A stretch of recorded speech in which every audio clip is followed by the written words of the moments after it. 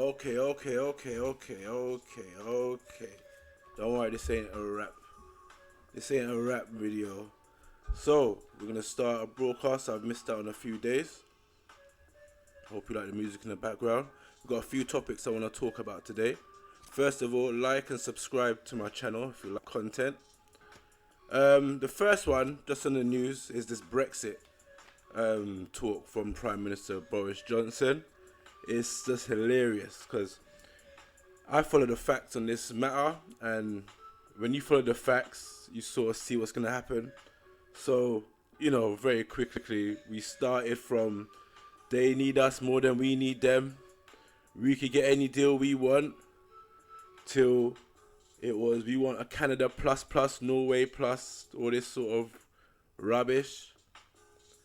Then we want an Australian type deal, but the Australians have a deal with the EU. So what are these guys actually doing? Really, I always thought the British was a bit more conniving and intelligent in that way. I always said, when it comes to Brexit, I didn't think they'll actually give us the vote. Vote came in and it was to leave. I was like, they're not gonna make us leave. But then I remember talking, and I was like, when the British move, then it's like walking down a road with your friends, and one of them decides they're gonna walk on the other side of the road. You need to start thinking, why has he crossed the road? Especially when it comes to the British, because they don't move for no reason. There's always a reason. But you're waiting for the grown-ups to come into the room, and it's like, there's no grown-ups. But we'll see where that goes. So yeah, they say they want Australia. Australia don't have a deal with the EU, and there's reasons, because they put chemicals in their meat. Their food standards are not very high. I don't know. It's beyond me. Second of all, I want to I want to mention is on Lbc'S station, very popular radio station, LBC. They got a broadcast on there. A journalist named Nick Farrari. I've listened to Nick Farrari for many years, and I generally like his broadcasting skills. But lately, let's start from the beginning. I say about 6-7 years ago, he said something to me. He said something on the radio that is suspect. Yeah, that is suspect. Now, in this world, we have white supremacists and you have suspected white supremacists. Yeah? So, a bit like the police, they may suspect you of doing an armed robbery. They can't prove it yet. Yeah, so they haven't got the CCTV. They ain't got the gun. They ain't got the car. But everything about you and everything they've looked at so far sort of fits. That's why they arrest you sometimes, not for the act, on suspicion of the act. You understand? So Nick Farrari, I would say, is a suspected white supremacist. He is on the suspects list. He's been on there for many years for me. He's very clever in what he does, because he never actually says anything himself. He will let his callers do it. So he will lead them to the water and let his callers, sometimes even black callers, they will come on the radio and they will start spewing their anti-black rhetoric. But he won't do it because he's too smart for that. But I noticed a few weeks ago, I think about 2 weeks ago, with all the deportations to Jamaica and whatnot, he kept on getting these callers, and they was from, some of them were former EDL, a lot of them are Tony Robinson fans, even though that's not his real name, but a lot of them were Tony Robinson fans, and they're calling him up. And it wasn't just one or two, there was a lot, and they were saying like, I know you can't publicly come out and say you like Tony Robinson, but a lot of his views are in line with your views. And he's sort of, he's being diplomatic about it. Not to hate them, but he's not putting his arms around them at the same time. And I remember I was in the kitchen listening to the radio, and I thought to myself, why are so many Tony Robinson fans calling up and agreeing with Nick? So there's obviously some sort of an alignment there. But, a lot of black people in the UK, they seem to think, I've said it before, they're comfortable with white supremacy. They seem to think because they got a roof over their head, drive a nice German car, and you got a little money coming in, you might have more money than certain white people, that it makes you exempt from white supremacy, and it don't. So you could keep playing this denial game all you want, but sooner or later, it will come and slap you in the bum.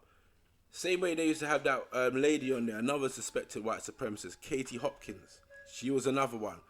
She said some real suspect things. And you know what? At some point, you have to start looking at the radio station, LBC, they're under the umbrella Global Radio, or Global, that's what they're called. So, at some point, you have to start looking at them. And when you look at their roster, or their rota, however you pronounce it, there's no black presenters at all. The only they've got is that Mr. Nawaz. I think his first name is Majid Nawaz. Forgive me if I pronounce it wrong. Him on a weekend, and he's anti-black anyway. You can hear that. He ain't no friend of ours. That's why I don't like this people of color term. But anyway, second of all, I think it was about 4-5 days ago, I was reading the Metro newspaper online, and it was talking about a murder that happened in South Wales last year. And it's in South Wales, River Coinan. The victim's name is Christopher Capessa. He was 13 years old. Now, I don't know if it was a school trip. It's not very clear if it was a school trip or if he just went out with his friends. But he was pushed in the river and drowned. He was 13 years old. His name is Christopher Capessa. It's happening in South Wales, River Coinan. Yeah? Now, when the police, because obviously the police have to get involved. When the police got involved, and on the reports from the newspaper, initially they said that there was no foul play. And then it doesn't explain why again in the paper. It doesn't say why, maybe for good reason, I don't know. But maybe they're still investigating, but I don't even know if they're still investigating, because when you read it, it sounds like it's all wrapped up. But nevertheless, they said that there was no foul play. Then a year later, they're telling the mum that they launched a manslaughter probe. Right? A manslaughter probe. Now what happens when someone dies? Everybody that was in the vicinity or on the scene, especially on the scene, they want to talk to you. But nope. Oh, before I even go on, this Christopher Capessa, the 13-year-old boy that died, he's a young black boy. Yeah, a young black victim. Christopher Capessa is 13. Right? Now, he was with a bunch of white kids. From what the mum's saying, he was the only black kid there. So, I'll get onto that later. Now, the police only spoke to 4 of the 14. The police interviewed 14 kids there, and other than this child, and the police only spoke to 4 of them. That sounds fishy already, excuse the pun. And then, on top of that, what makes it even worse, they said that through their interrogation, that he was pushed in the back. Someone had pushed him in the back into that river, right? But here's a smack in the face. They turned around and said they're not pursuing it any further. They're not going to prosecute the boy because, quote unquote, he is a good boy. He's good in school and he never gets in trouble. This is a direct quote from the police. How is that possible? Well, I know why it's possible, because we live in a global system of white supremacy. We live in a global system of white supremacy. And again, same thing I've told my kids this before. Don't watch your white friends. You can't do what your white friends do. Trust me. Yeah? Though whatever they do, let them do it. That's them. They got ways and techniques to get out of certain things.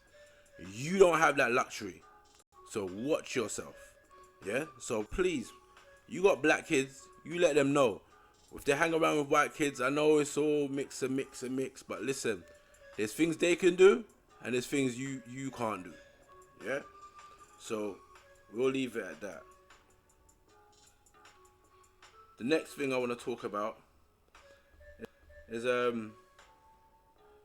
was watching this video on online. It's in Orlando in America. I don't know how old this video is. I think this video is like a week old, and the police arrested a 6-year-old girl. A 6-year-old girl. This was the police arrested a 6-year-old. And I thought to myself, who called the police on this 6-year-old? What did she do that was so bad? And the police arrested her. But here's the joke now, you see? You got white supremacists and you have their minions, their people that do their work for them. And this, I knew, once I saw that, because on the video, the police officer's face is blurred out a little bit. It's faded out, it's filtered out. But I just knew this had to be a black person. Because I'm looking, his hair looks sort of slickish. I wasn't sure if he was like a dark Hispanic or anything like that. But something in my heart said to me, this is a black person. Only a black person would be that stupid and coonish to do something like that. Because most police officers, what they would have done, even if they called the police, they wouldn't have handcuffed the girl and they wouldn't have arrested her and taken her to the police station. No way. All they would have done is come in, take her to another room, scare her by giving her a talk, and probably that would have been it. But this fool, and the funny thing is, he got fired. He got fired because he thought he was in that gang. He thought he was in that gang because he sees police killing black unarmed people all the time. So he thought, well, if they could do that, if they can mistreat black people, I could do it. I'm black, but I don't like black people, so I'm in your gang. I'm in the blue wall, as they call it. And he thought he could do what they do. But you can't. You see, white supremacy has a way of slapping people on their bottom sometimes. And my last topic, I actually want your comments on this, so please leave something in the comments section. There's a video that came out a few days ago. It's called, on YouTube, it's everywhere online. If you go on YouTube, it's under Auntie Boots or Boots Auntie. So it's about, I don't know where in Africa they're from. They sound West African, I don't know where. And basically, you know, in African culture, you call everybody auntie and uncle. So this young lady, she looks like she's in college university. So I would assume she's between the ages of 19 and 22. This woman was sleeping. Her dad is having an affair with this woman. She's found out. She's got some evidence. She's got it on her phone. She goes to Brixton Boots. She's gone to Boots in Brixton, confronted her. And the funny thing is, as you know, these Africans, they got high levels of respect for each other. Because as much as she was upset, she wasn't really out and out disrespectful. She didn't swear, she didn't really shout or raise her voice. She was very cool in how she dealt with her. But it was funny because she was talking to the woman behind the counter. She works in the pharmacist department in Boots in Brixton, and the girl was talking to her, and she just looked her in her face, and she was like, "Am I a child? Am I a child? You come to my workplace and talk to me?" Bang! Straight on the phone to the police. No messing around. But anyway, she's confronted her. She showed her evidence. She's asking her, "Why are you sleeping with my dad? Don't tell lies. You been sleeping with my dad. I found this. I found that. Blah, blah, blah. Why are you trying to mess up people's family? Why are you sleeping with people's man?" And it was funny because I sent this video out, and the West Indian people that I talked to, it was sort of shits and giggles. But the African people I sent it to, they was like, this girl is highly disrespectful. This girl is rude. This girl needs to be slapped down. I was like, so there's clearly a culture divide there. And then a few people that seen it, I've seen online, they were saying it's not her place to even talk to the woman. That's down to the mum. Why is she getting involved in grown people's business? Etc, etc. So why is she getting involved in grown people's business? It's not her place. Maybe her mum didn't want to be exposed like that. Maybe her mum knew her dad was having an affair. So many scenarios, and it's like, it's funny how everyone's got a different take on it. My take is, I think she had the right to I don't know. But you see, if you're the mistress and you're messing around with a married and he has children of age, especially girl children, not so much boy children, then this is the risk you take. Cause girls and their dads have got a special bond. I got a daughter myself. It's weird. I can't explain it. But yeah, I can see that. I've heard of even 10-year-old girls. Basically, there's the stepmom and the dad have had some sort of altercation, and the 10-year-old girl has got attitude with the mum. And when I'm speaking to the mum, I'm like, you know what? I could believe that. And they're thinking it's out of order. Shouldn't be doing this. She should know her place. She's a little girl. No. And I'm like, okay, you're right. But you know what? I can see my 10-year-old. If I wasn't married and with my wife, and I was with someone else, me and someone had an argument, I can see my 10-year-old daughter getting attitude and throwing attitude at the lady. I can see that. But I'll be interested to hear your comments. I want to hear what you got to think. So put it in the comment section. I'll read it, and on my next broadcast, maybe I'll put it out and see. But yeah, me personally, I think you run the risk, and I don't wrong her. She shouldn't. I mean, all right, children. She's not even a child. She's a grown woman. She's blatantly going to college or uni. This is the risk you run. It's the same way you mess around with people in relationships and marriages, wherever even as a man, you mess around with women that are married or in a relationship, then you be expected, if this dude finds out, don't be surprised if this nigga turns up on your doorstep and starts getting violent with you. Everyone's gonna phone you and start talking to you on the phone or have a beef on the phone. Some niggas, they're about that life. So you mess around, maybe that's the only good thing they got in their life, and they ain't gonna let you mess that up. So, you be careful out there. Don't mess around with people's property. Alright, I'm going. I got things to do today.